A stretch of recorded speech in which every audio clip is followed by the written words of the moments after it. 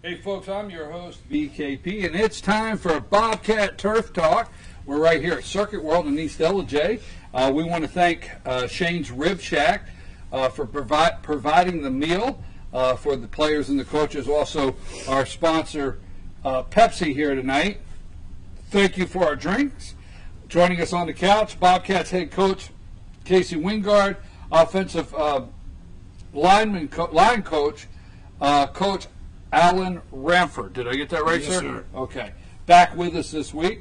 Our first segment, we've got number 76 right tackle senior Tyson Elliott is with us here, and number 56 strong tackle senior Kyle Paris is here with us. Now we want to just remind you this is 4A Region 6 football that we're talking about, and just let you know everybody in the region is Pickens, Northwest Whitfield, Lafayette, Southeast Whitfield County, Heritage, Gilmer, and Ridgeland. The Bobcats are coming off a 2019 loss to Rabun Gap. Now, that was a good football game, and that's what we don't want to get. We don't want to get the fact that there was a good football game last Friday played with these two teams lost in the weeds. So we're going to go over that in just a minute. Bobcats are home Friday night. Gordon Central is coming to town. Game time 7:30, and Gordon Central is coming off a 35-0 loss against Christian Heritage. Coach, it's a good football game. We want to talk football on the show and discuss the development of these young men on the field.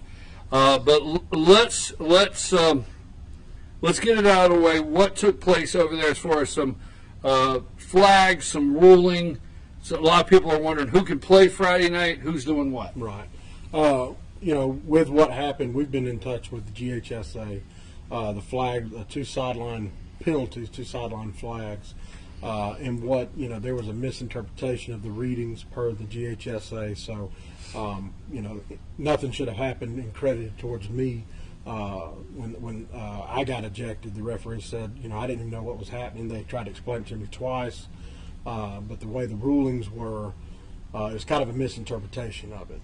And then with the other ejections, what happened with them, we still don't know yet because we're still waiting to hear back word from the GHSA.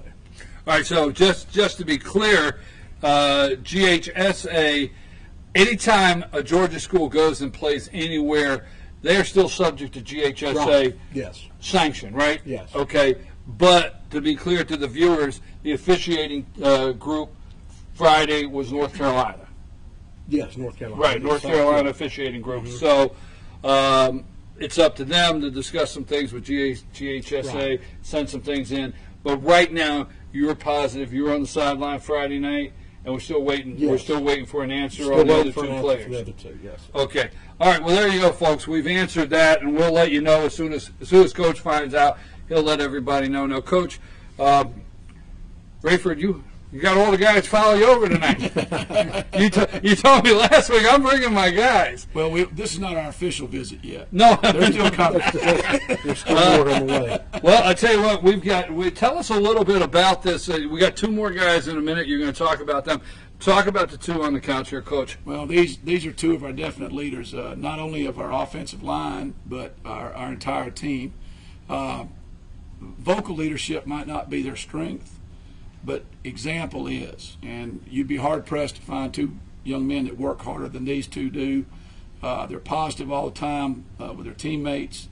They're just a pleasure to coach, and they've done an excellent job of overcoming coaching so far, and they've played pretty doggone well out there. But they've kind of taken the bull by the horns, and they lead by example, and we're very, very proud of them. Our whole group, but like I said, especially them, because we're the fourth voice in their helmets in 4 years of how to go about doing something, blocking, whatever like that, because they've had 4 different systems to have to learn. And they've been tremendous from day one in absorbing what we're all trying to talk to them about and going about it to do that. And like I said, they're two really good examples of what you want. Guys, just like Coach said, this is the coaching staff is the fourth voice in your ear. I like the way he put that. And how is that this year? The staff that you're working with, the difference this year, and you guys are all seniors. So even though, and let me say it like this, and correct me if I'm wrong, even though there's 4 voices, 4 years, there's still, you guys are seniors. You guys have been working together for a while. So regardless what coaching staff comes in, there's still a unity in this group. So talk about being 4 seniors on that front line, and how is that working? Go ahead. I kind of feel like just because we've been playing together so long, we've been able to overcome as much adversity as possible for pretty much any team. And just having that unity, like you said, all 4 of us being here together, we've been able to just take what they're giving us and just go pretty much. And how do you feel this year with your front line? Because I always say, and I say it every week on the show, I'm partial to front line because there's 11 guys, but if that front line is not firing out, not working, and not hitting their assignments, that sets the tone for the game, and that's where you get, when you start looking at the rushing for the night and passing yards, that front line is where the difference is. So talk about you guys working together this year and translating to the field. Well, I feel like this year we've all come together in the weight room. We're all fired up in the weight room this year, getting after it. And all summer we've been down in the bottom field, practice field, and working all together this year. And just feel like we've bonded and all got better. What's it like to have a full coaching staff? Now, I know last year what you went through this year, and I won't mention the name. I do have it on tape. But one of your teammates said last week something to the reference of, you can't be lazy this year. What's the differences of having a bigger staff, more coaches in place, and being able to work with you on a lot more things where they couldn't last year? Last year, it felt like our coaching staff was too spread out, and we kind of didn't get as much work as we probably should. And this year, on the first day of spring, we knew it was completely different. The intensity shot up 1,000%, I would say. And we could definitely tell that having a full coaching staff was going to benefit us a lot. Talk about the team you played last Friday night, Raven Gap. It was a good football game. It was 2019, good football game. They're a good football team. They have some good players. You told me earlier you had, I think Luther was telling me they have kids on the team from 10 different countries. So a lot of different guys on the team. What were those guys like Friday night? They were big, strong, fast, pretty much anything that is good in a football player, but we really just had to try our best to keep with them, and I feel like we did for the most part. Coach, talk a little bit about the team you faced last Friday night. Well, like I said, they do an excellent job. They're really a fairly young program. I think this is about the 5th year that they've had a team there. And while they don't have a lot of numbers, they're all excellent athletes and very well coached, so it presented a real problem.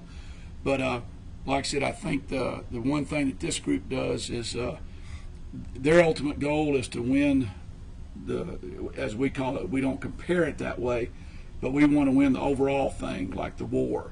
It's right. Not a war, but we phrase it that way. But the individual battles that you fight, you win some, you lose some. But if you keep fighting them, you start winning more and more. And I think that's what this group did. The second half was much different than the first half, and that was due to their consistency of effort.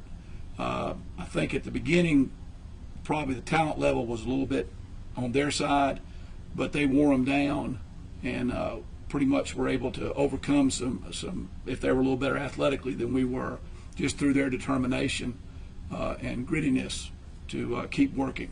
Let me ask you one more question. We'll get back to you in a minute, sir. Okay? I'll be quiet. You good? Go ahead. I don't get upset now. You're good. All right.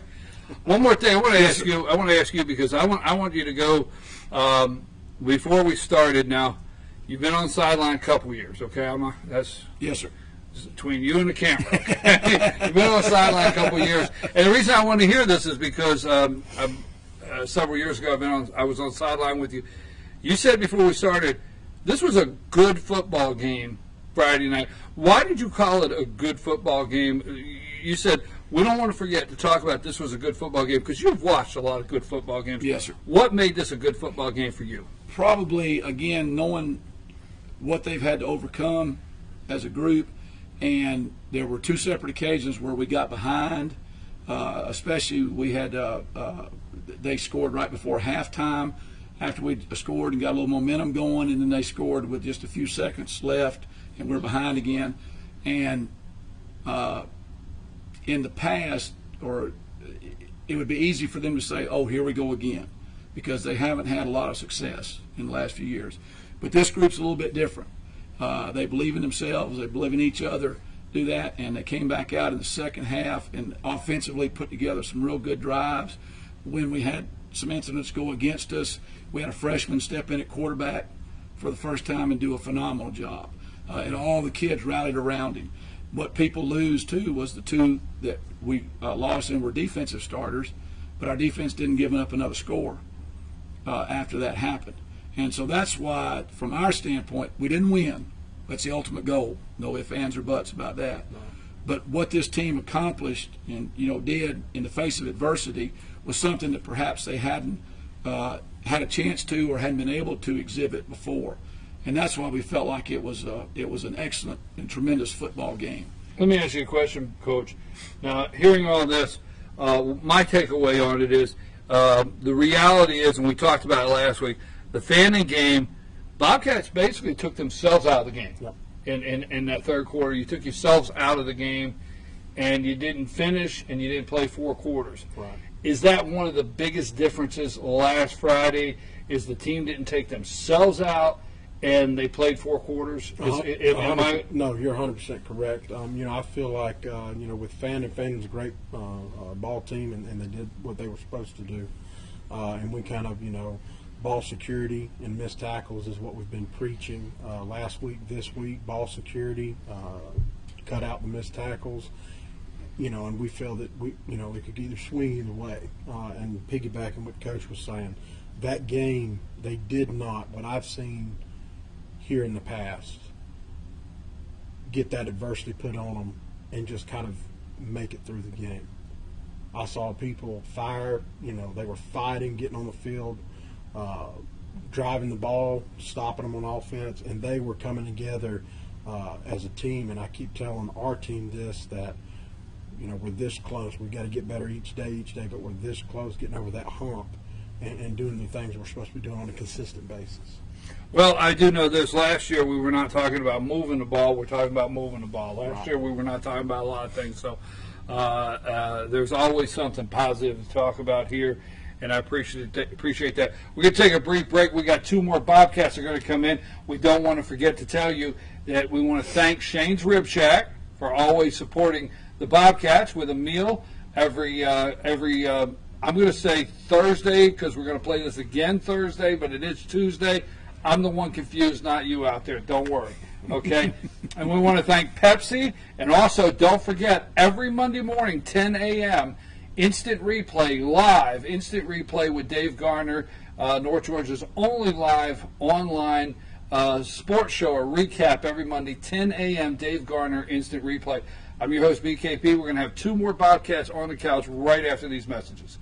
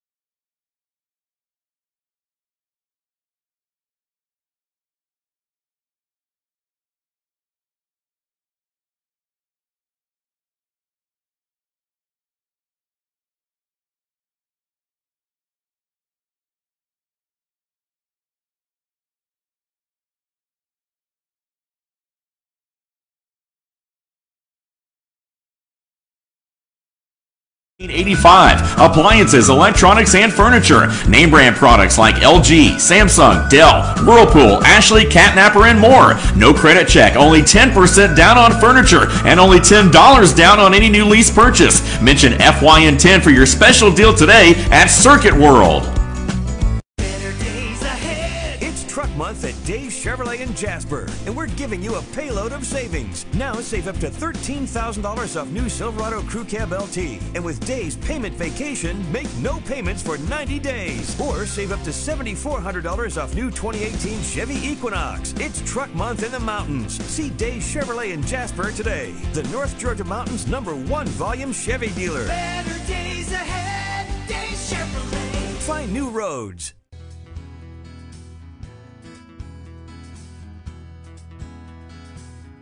Hello, my name is Chad Watkins. I'm the manager at Larry's Body Shop.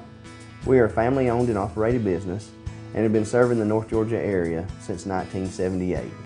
We are located at 1216 Progress Road in LOJ, Georgia. Our shop specializes in collision repair, and we work with all major insurance companies.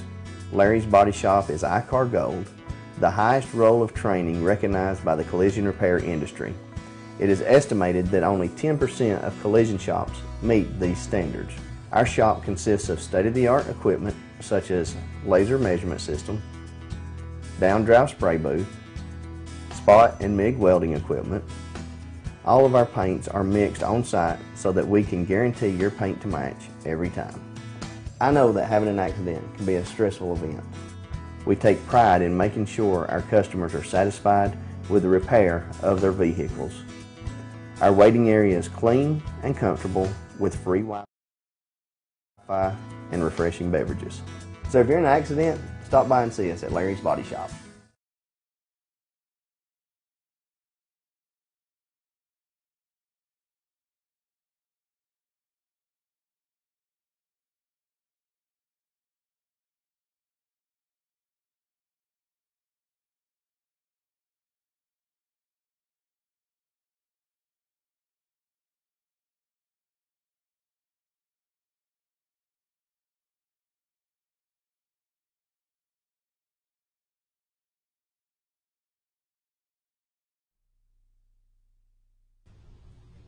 Hey, we're back. I'm your host, BKP, and you're watching Bobcat Turf Talk right here, Bobcat Turf Talk at Circuit World in East LJ. And we thank Circuit World for the location here where we film every week. Also, we want to thank Shane's Rib Shack and Pepsi for providing the meal and drink for the players and the coaches, and all of our Team FYN Sports sponsors. Don't forget, Team FYN Sports, always highlighting and promoting young athletes in a positive way. Joining us on the couch, back with us, Coach Wingard and Coach Ramford. But joining us now, number 60, left tackle, senior James Ledford, and number 74, senior nose guard, Carver Richards. Glad to have you guys with us. Coach, you told me you guys had a lot of seniors on the staff this year, on the field this year. I think we have right at around 17 or 18 seniors this year, which is a breath of fresh air from 4 last year. So Gilmer's coming off a 2019 loss, but as we were talking about in the first half of the show, as Coach Ramford said, we discussed what a good football game, despite the score, the win, as we say, the win is what we're going for, but what a good football game it was Friday night. Let me ask you guys, let me follow what we were talking about earlier. Now, have you guys played all 4 years, or is anybody new this year? How many years have you played? I've only played 2. I played my freshman year and this year. Freshman year and this year? What about yourself? I've been here all 4. All 4. Okay. Now, let's go with what Coach Ramford said. He said, you know, I like the way he put it, you guys have heard 4 different voices. For those out there, that's football, okay, 4 different color coaches. Okay. Let's clear it up, all right? The guys are okay. They're not hearing voices. But you guys have heard 4 different voices in 4 different years, meaning different coaches setting you up, telling you what they want done. But what's different this year, and give me the takeaway this year of how it's translating on the field in that front line for you. For the line, there's not really any stop. There's no let up. We don't get any I wouldn't say we get any rest, but we're always hammered and constantly focusing on what we're needing to do instead of last year and year before not really wanting to focus real too much. But isn't that playing a big part for where this last Friday night? What was the difference in this Friday night? Now, you've played 4 years. This past Friday night as coach, and what I said, you guys finished. You played all 4 quarters. What was what did you see the difference Friday night in all the years you've played? We all trusted each other instead of. I like that. Instead of worrying about taking care of everyone else's job, we all worried about our job, and it kind of just fell into place for us. How about you? You came back. You played as a freshman. Why did you come back this year? Why did you make the decision to come back to the team this year? Well, I've just kept up with the guys for the past 2 years, and I've seen them. They failed a lot. They've not seen much success, and I didn't think that I'd make much difference. But coming out, I thought I could help a little bit, and it took me a little while to get used to everything. Coach Ranford, I started out with him. A lot of Plan B come into play, but to me that made us better. Somehow there's something here that I should know. We'll leave it where it is. We'll leave it where it is. Okay. Yes. All right. I like that. I like. Okay. Coach, tell me later. Go ahead. But just overall, the guys from what I've noticed, everybody has just come together as one, and we've all just become a team again. Coming off from last Friday night and Fanning night. Well, I like your comment. Trust the guy to the left and right to do their assignment. I really like that. That put a lot in perspective of where the team is for me. Okay, but let me ask you this. I didn't ask the other guys this. You have 2 games. You've played 2 games. We only look at the next one, but the reality is you got 2 more non-region games where region comes into play. So still a lot of work to do. But talk about Gordon Central. What are you seeing on the defense that you got to pay attention to this coming Friday night? We just got to pay attention to the guy that lines up ahead of us and focus on where we got to get our heads across, and when we get on our specific pass that we got to take, just making sure we got to take those and make sure we execute those the way we're supposed to. Coach, let me ask you, what are we expecting from Gordon Central Friday night coming to town? What are you seeing on film that you got to focus on and put last week behind you and look at Friday night? Gordon Central, they're coached very well. They got a great coaching staff. They're going to be prepared. They're going to be ready. But they've got some speed on the outside that we've noticed, and offensively, they do a bunch of things differently. They run veer, they get in the broken bone, a bunch of stuff like that we have to prepare our D linemen for and play assignment football. And that's what we've been spending a lot of time on there, because they can give you fits with the formations they line up in and how they execute. And defensively, they got some linebackers that can come downhill pretty fast. So, their eyes have got to be looking through your eyebrows, eyes up, and being ready for any kind of blitz coming through, anything like that. And they've been doing a good job with it. What are the things in the first 2 games? And, like I said, we obviously we're waiting on GHSA to give you some answers. We're Tuesday. We only got 2 more practices. Right. Is the freshman quarterback getting a lot of reps this week, not knowing what you have to do Friday night? Yeah, we have 2 different plans there. He's getting a lot of reps. We're in the mix, in the fold, because we're unsure. Right. So we met Sunday, and we're preparing for both, whatever, which way it goes.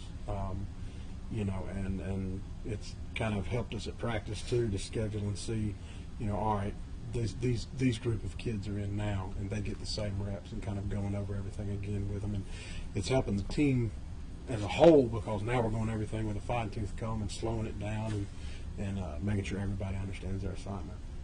Let me ask you, on the last 2 games, and there's every week there's something you're going back and working on. I mean, one step the wrong way and it busts up a play. What are the things in the last 2 games and this week that you're working on now that you've been seeing with this group? Well, there's actually several things, but they're all specific to the individual positions, like our guards in their positioning in their 3 steps when they pull. in order to get their shoulders square and to get the job done at the end of it is something we need to polish up on. Our tackles are more with our pad level. We've got a couple of pretty good sized youngins at tackle, and we tend to kind of get up high a lot, and we need to stay down lower to keep their pad level there. Our center, a lot of that depends on whether we're under center or shotgun, because they have to change their stance in order to do that. So we want to try to keep our consistency of the level there in doing that too. So more, it's just the little details like that that we spend a lot of the time on, as opposed to the overall schemes. Because if you run the wrong play right, you've got a chance to succeed. If you run the right play wrong, you hardly ever succeed. So we work on the things that make it right, whether it's this play, that play, or whatever like that to do. But I would like to say one thing about these two. These two are why high school sports are around. This is one of our offensive linemen like James likes to say. He might not stand out in the rest of the crowd that we have on the offensive line because he's about half the size of most of our kids. But he's out there every day. He's working hard, and he's now our starting long snapper through his dedication and working like that. And we tend to focus on everybody that's there, they're the starters, and rightfully so, because they've earned that. But there's a lot more folks that are in that same position right there, showing the grit and determination day after day after day, even though they're not getting the same rewards all the time as the others. And Carver, like I said, he wasn't able to be out the last couple of years for various reasons down there. Came back this year. It's been hard on him. And like I said, occasionally some folks have been hard on him too to do that. And he stuck it out, and now he had a fantastic game on defensive line Friday night. He's earning more and more playing time and trust from the defensive coaches out there. And we're just excited. That's why we like to go out there. The wins are great. That's what you work for. But seeing young men grow up like this is just a fantastic thing to be involved in. That's exactly where I was going to go, Coach. I was going to ask you, we're always going to say, yeah, we want the W. And we're never going to come here and not have a competitive spirit. All of us, right. Everybody here, every player, all of us have a competitive spirit, and we go out there on Friday night to win. Right. The difference right now for you actually going in, and I don't want to answer for last year because I don't want to keep saying last year, but there's a reason I do that, is because there's got to be some difference for you going in and actually feeling more like I've got things to work with it now. I've got these positives. I got these things. I mean, is that different for you this year? It is. I mean, looking at, like we said, we don't want to hound on last year, and we always want to look forward and all that, but having a full coaching staff, having eyes everywhere, holding coaches accountable first, and then holding the kids accountable, and having that type of order going through the whole program, it's night and day. And you can see it at our practices, and even during the games, you see certain things that went on last year and years before, not only just last year, but a couple of years ago. How the kids react, sway one way or the other, how they line up, or just the focus. We're starting to fix those things, and that's the exciting part. And when I tell the kids every week, they've got to love football. We're going to coach them as hard as they can. We're going to break them down, but we're always going to build them up.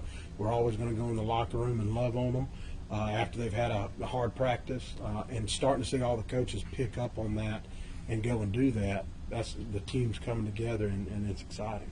Let me ask you a question, because how is it, and I've always wondered this, when you're coaching, how is it to coach a kid, these young men, to play with emotion but know where their line is with the emotion? I mean, how do you do that? I mean, I guess that's the magic answer, but there's a lot of good programs out there where coaches and they work with the young men, play with emotion, be aggressive, and know where to pull that line back. How difficult is that? It's very difficult when you have different set of kids, different mindsets, different upbringings in the household, different all the factors that go into that, and there's a fine line between cockiness and confidence, and you've got to learn that with the individual. He's completely different than James Ledford, and you as a coach have to know, just as a teacher, just working with kids, You have to know that individual inside and out, their family, the background story, and then you just got to coach them. Leave no room for excuse or error, and just keep getting after them and push them to that limit. And explain to them when they do cross that limit, they've got reminders to run, they've got to do extra.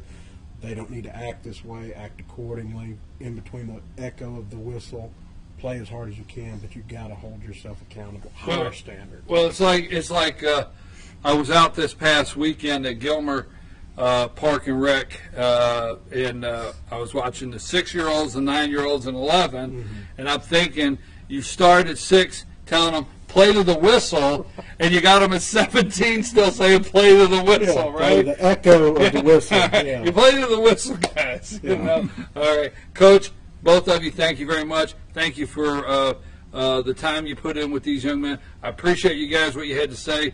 Okay, ready for Friday night. We're ready for Friday night. I'm your host, BKP, and this has been Bobcat Turf Talk with head coach Casey Wingard. And don't forget, kickoff 7:30 Friday night over here at Huff Mosley Stadium. Come out and support the Bobcats. Gordon Central's coming to town. A lot of good football Friday night, and it's really becoming football weather on the sideline. Again, thank you, Shane's Rib Shack, for providing our meal, Pepsi for our drinks, all of our Team FYN sponsors. Don't forget, Monday at 10 a.m., FYNTV.com.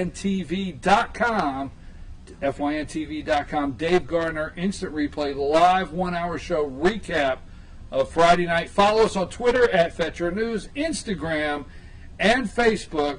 Did I leave anything out, Coach? That's a long list. That's all written down. I got it right here, Coach. That's awesome. We're gonna be back next week, Bobcat Turf Talk, and you're gonna be in the stands Friday night cheering these guys on. Take us out of here, Luther.